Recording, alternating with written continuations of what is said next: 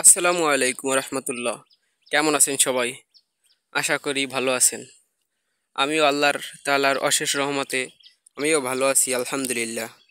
আজকে আপনাদেরকে দেখাবো ছাদের উপরে কিভাবে তরমুজ চাষ করা যায় মাচা পদ্ধতিতে। আমি আমার ছাদের উপরে বাড়ি অন এবং বাড়ি টু এই দুই জাতের তরমুজ চাষ করেছি আলহামদুলিল্লাহ। আমার ফলগুলো দেখতে পাচ্ছেন, আমার অলরেডি ফল চলে আসছে। আমার গাছের বয়স হচ্ছে আজকে মাত্র 40 দিন।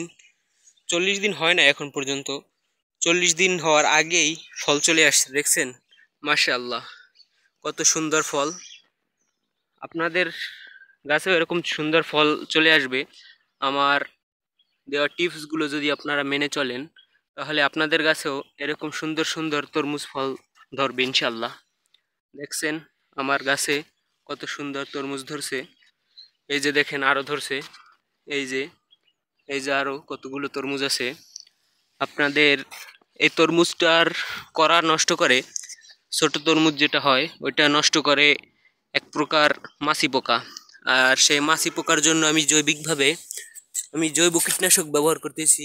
এই যে ফ্রোমন ফাদ, এই যে দেখতে পাচ্ছেন ফ্রোমন ফাদের ভিতরে কতগুলো মাছি পোকা মারা গেছে।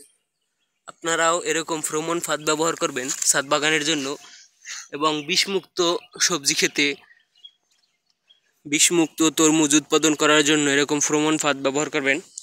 আমি বস্তায় তরমুজ চাষ করেছি। আমার এখানে টোটাল বস্তা আছে 17 পিস। 17 পিস বস্তায় আমি চাষ করছি। আমার তরমুজগুলো দেখতে পাচ্ছেন আপনারা, মাশাআল্লাহ, খুব সুন্দর তরমুজ আসছে। এত সুন্দর তরমুজ আল্লাহ তাআলা দিয়েছেন, মাশাআল্লাহ মাশাআল্লাহ, খুব সুন্দর তরমুজ। এগুলো শুকরিয়া আদায় করে আসলে শেষ করা যাবে না। আল্লাহ তাআলা আমাদেরকে যা দিয়েছেন অসীম, আল্লাহ তাআলার দয়া অসীম। আল্লাহ তাআলা আমাদেরকে অনেক ফল দিয়েছেন। এই যে দেখতে পাচ্ছেন কত বড় হয়ে গেছে আমার গাছে, এরকম অসংখ্য ফল ধরে আছে।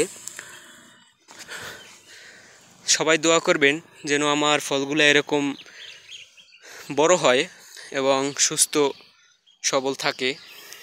এই যে দেখতে পাচ্ছেন আমার তরমুজ গাছ আমি ছোট ছোট পরিসরে করেছি। আপনারাও সবাই এরকম ছোট ছোট পরিসরে অন্তত বাড়িতে খাওয়ার জন্য 2টি গাছ রোপণ করবেন, তাহলে আপনাদের তরমুজের চাহিদাটা পূরণ হয়ে যাবে। আমি আরও লাগিয়েছি আঙুর গাছ। এই যে দেখতে পাচ্ছেন আঙুর গাছ, আমার আঙুর গাছ অলরেডি অনেক বড় হয়ে গেছে মাশাআল্লাহ।